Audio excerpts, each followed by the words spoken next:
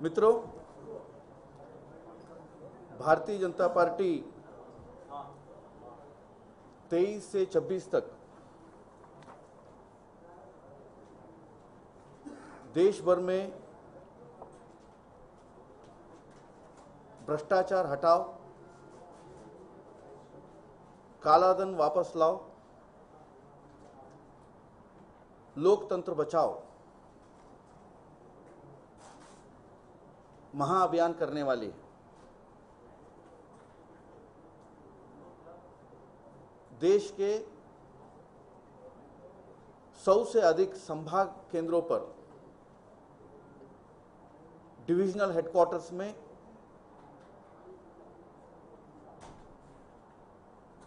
प्रदेश मुख्यालय और तत्सम केंद्रों पर हम रैलियां करने वाले हैं।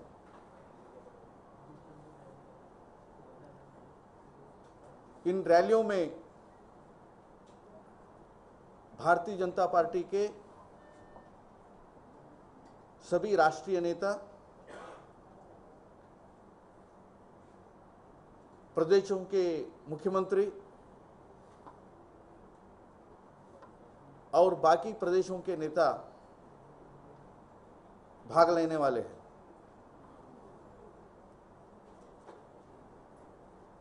पिछले शीतकालीन सत्र में भारतीय जनता पार्टी ने संसद में 2G spectrum, Adarsh housing society, ISRO S band और कॉमनवेल्थ गेम्स के बारे में पोल कॉल किया था। हमारे पार्लियामेंट्री पार्टी के अध्यक्ष माननीय आडवाणी जी, दोनों विपक्ष के नेता सुषमा जी और अरुण जी के नेतृत्व में इन सारे घोटालों के बारे में शीतकालीन सत्र में और बाद में भारतीय जनता पार्टी लगातार संघर्ष कर रही है। हमने देश भर में रैलियां भी कर चुके हैं और ये बड़ी खुशी की बात है। यानी भारतीय जनता पार्टी ने जो मुहिम शुरू की है, इसमें बाकी लोग और आम जनता भी जुड़ गई है। आज के दिन में ये पूरा देश में एक जनता आंदोलन यानी एक पीपल्स मूवमेंट बन गया है और करप्शन के खिलाफ जो ये क्रूसेड है, एंटी करप्शन क्रूसेड,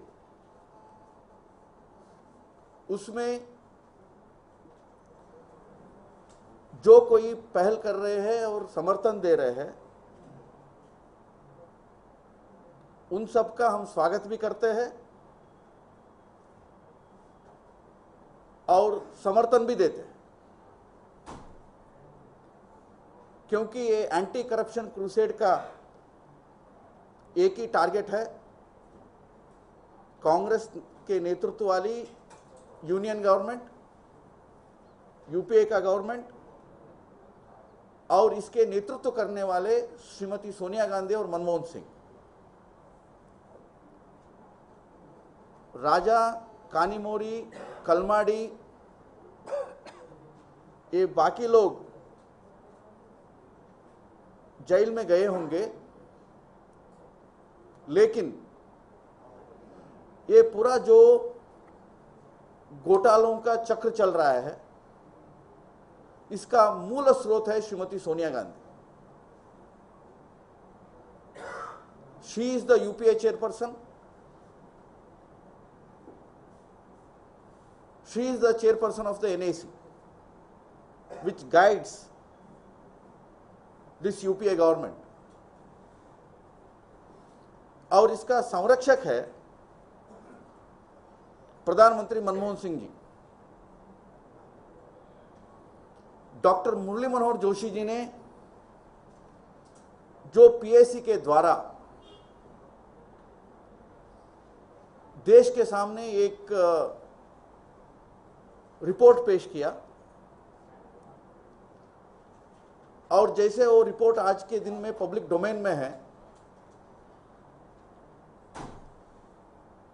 वो रिपोर्ट रखते हुए उस संदर्भ में जो प्रधानमंत्री मनमोहन सिंह जी हम खुद हाजिर होने के लिए तैयार थे, लेकिन उनके कार्यालय के एक सचिव को हाजिर करवाने के लिए कांग्रेस वाले आपत्ति कर रहे थे। ये सारे चीज इसको दर्शाते हैं, भ्रष्टाचार करना, घोटाले करना कांग्रेस का एक जेनेटिक समस्या है। और बाद में जब वो भ्रष्टाचार से लिप्त हो जाते हैं, ग्रसित हो जाते हैं, टारगेट बन जाते हैं, बचने के लिए तानाशाही करना, लोकतंत्र को दमन करना और प्रजातंत्रीय लोकतंत्रीय मूल्यों के ऊपर हनन करना, ये उनका प्रवृत्ति है। 74-77 में उन्होंने यही किया, जेपी आंदोलन को कुचलने के लिए। तब भी वो एक पीपल्स मूवमेंट बन गया था।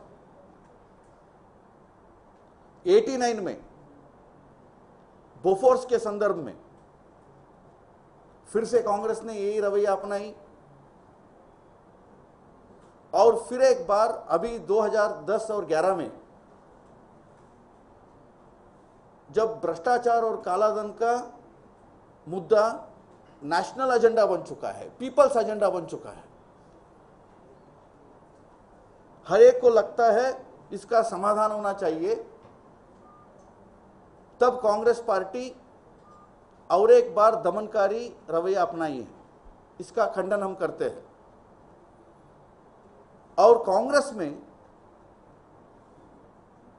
दो तरीके के आज के दिन में विचारधारा चल रहे हैं।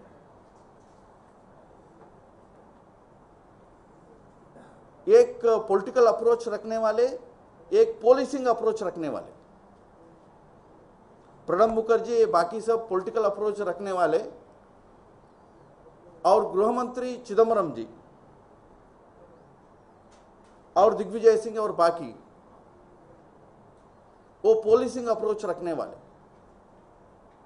इसके कारण जो कुछ रामलीला मैदान में हुआ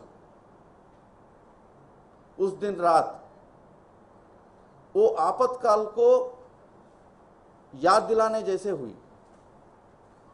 23 डॉक्टर श्याम प्रसाद मुखर्जी के पुण्यतिथि है, जिन्होंने कश्मीर को बचाने के लिए परमिट राज को तोड़ करके वहां जाकर के अपने बलिदान दिया और कश्मीर को बचा लिया। 25 और 26, 75 में श्रीमती इंदिरा गांधी ने इमरजेंसी का और आपातकाल को लागू किया था। लाखों लोग जेल में बंदी हो गए थे, तानाशाही का काला दिन रहे, और एक बार भ्रष्टाचार, घोटाले और तानाशाही का, यानी लोकतंत्र को दमन करने का वही स्थिति वापस आ रही है। इसके खिलाफ हमने ये महाअभियान कर रहे हैं।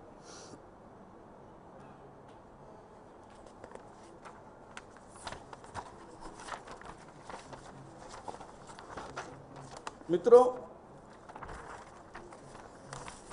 जो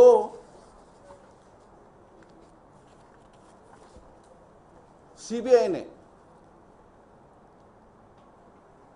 केवल मात्र यूपीए के पार्टनर्स को, यानी डीएमके और बाकी लोगों को क्वेश्चनिंग करके, इंक्वायरी करके उनके खिलाफ कार्रवाई कर रहे हैं, लेकिन पीएसी का रिपोर्ट का तथ्यों को देख करके ये पूरा घोटाले में चिदम्बरम जी का रोल क्या है? वो तब के वित्त मंत्री थे, अब के गृह मंत्री है। उसके बारे में क्या करने वाली है? और कॉमनवेल्थ गेम्स में श्रीमती शीला दीक्षित, यानी दिल्ली सरकार ने 20,000 करोड़ का इंफ्रास्ट्रक्चर खड़ा किया और शुंगलू कमेटी के रिपोर्ट के मुताबिक उसमें भी काफी प्रश्न चिन्ह है। यानी प्रधानमंत्री कार्यालय के एक ओएसटी श्री जर्नैल सिंह, उनको प्रधानमंत्री जी के द्वारा कॉमनवेल्थ गेम्स का सीईओ बना करके भेजा। वो भी घोटाले में लिप्त है। इसे रिपोर्ट होने के बाद इन सब लोगों का क्वेश्चनिंग क्यों नहीं हो रहा है? इनके बारे में सीबीआई इंक्वायरी क्यों नहीं कर रही है? सीबीआई पॉलिटिकली मोटिवेटेड इंक्वायरीज क्यों कर रही है? ये सारे विषय लेकर के हम पूरा देश भर में जाने वाले हैं और इस अभियान का मेन टारगेट होगा कांग्रेस पार्टी, श्रीमती सोनिया गांधी और मनमोहन सिंह जी। और आगे के रणनीति के बारे में 26 के बाद और एक बार भारतीय जनता पार्टी के राष्ट्रीय महामंत्रियों की बैठक होगी, राष्ट्रीय अध्यक्ष के नेतृत्व में। सभी हमारे नेताओं से हम सलाह मशवरा करने वाले हैं। जून और जुलाई महीने में और अगस्त महीने में इस स्ट्रगल को, इस अभियान को, इस आंदोलन को कैसे आगे लेके जाना, उसके बारे में हम रूपरेखा बनाएंगे, रणनीति बनाएंगे। भारतीय जनता पार्टी के मन में यह है, हर वार्ड तक, हर गांव तक इस आंदोलन को हम लेके जाने वाले हैं। आज देश भर में हमारे 2500 केंद्रीय पदाधिकारी और प्रवक्ता देश के हर कैपिटल में, हर प्रदेश मुख्यालय में यही प्रेस कॉन्फ्रेंस कर रहे हैं। वैसे ही हमने 23 से 26 तक का रणनीति बनाए हैं और भारतीय जनता पार्टी ये भ्रष्टाचार के खिलाफ और काले धन वापस लाने के इस मुहिम में अब वार मोड में रहेगी।